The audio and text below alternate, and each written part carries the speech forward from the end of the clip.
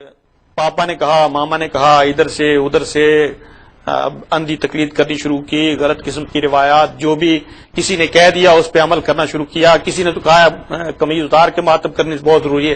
اب ہم نے اتار کے ایسا لوگوں کے سامنے ہم ایسا نمونہ بن رہے ہیں کہ جو کسی بھی مذہب اور مسلک کے ساتھ فطرتاً وہ قابل قبول نہیں ہے. لیکن بہرحال ہمیں چونکہ وہاں پر دیکھا تھا، فلاں جلوس میں گئے تھے، فلاں مولانا نے کہا تھا کہ اس طرح ماتم کرنا یہ بہت زیادہ ثواب رکھتا ہے. کس نے کہا ہے؟ مثلا کسی امام کا قول ہے، کسی نبی نے کہا ہے، کسی بھی جگہ کسی مجتہد کی سیرت ہے.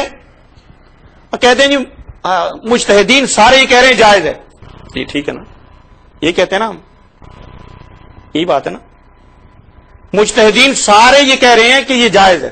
ٹھیک ہے، میں مانتا ہوں یہ بات تو ٹھیک ہے اپنی جگہ پر. جی کئی مجتہدین نے کہہ دیا کہ آپ قمیض اتار کے ماتم کر سکتے ہیں. لیکن آپ کبھی عراق ایران گئے ہیں؟ کتنے لوگ گئے؟